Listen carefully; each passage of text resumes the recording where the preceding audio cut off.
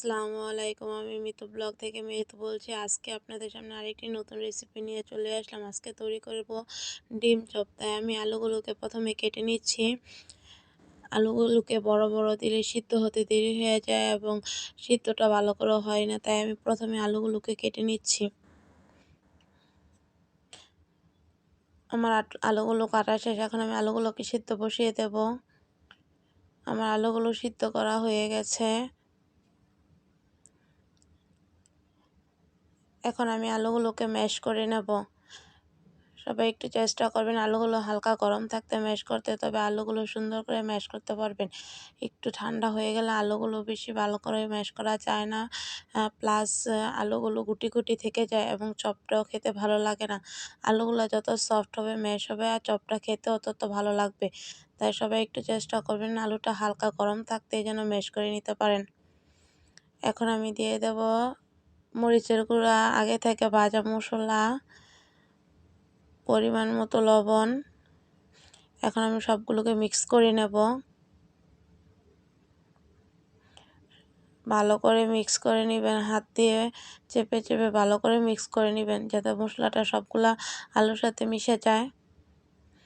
এখন আমার আলুগুলো মিক্স করা হয়ে গেল। এখন আমি কোটের জন্য ডিমটাকে ফেটে নেব। আমার ডিম ফাটা হয়ে গেছে। এখন আমি আস্তে আস্তে চপগুলো সব তৈরি করে নেব।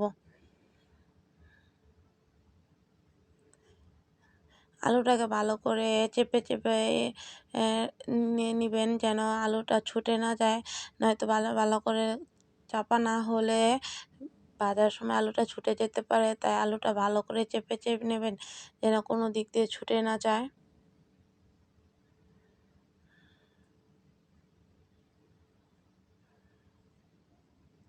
এভাবে আমি একে একে সবগুলো চপ তৈরি করে নেব।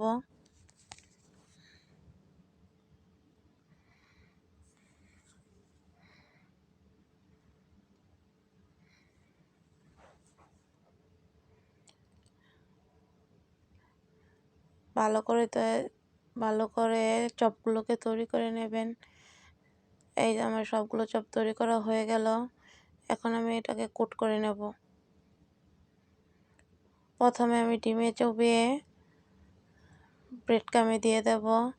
ব্রেড ক্রামটা আমার ঘরে তৈরি করা। বাজারে অনেক ধরনের ব্রেড ক্রাম পাওয়া যায়, চাইলে সেখান থেকেও কিনে নিতে পারেন, আবার নিজেরা ঘরে ফ্রোজিং করে বা নিজেরাও তৈরি করে নিতে পারেন। এই ব্রেড ক্রামটা আমি নিজেই তৈরি করে নিয়েছিলাম। আপনারা চাইলে বা ট্রাই করলে আমি এই ব্রেড ক্রামের আরেকটি ভিডিও আপনাদের কাছে নিয়ে আসবো।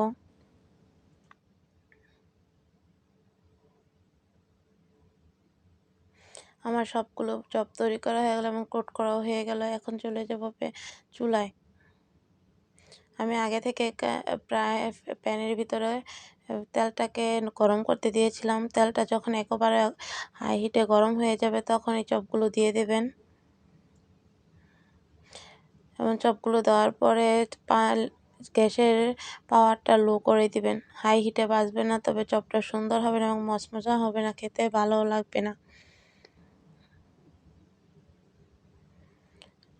এবং এক পাট হয়ে গেলে আরেক পাটে ঘুরিয়ে দেবেন।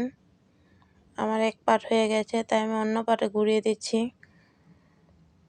এটাকে বেশি নাড়াচাড়া করবেন না, বেশি নাড়াচাড়া করলে ছুটে যাওয়ার সম্ভাবনা আছে এবং আলুগুলো বের হয়ে যেতে পারে। হালকা হালকা করে নেড়ে নেবেন, উল্টে পাল্টে দেবেন।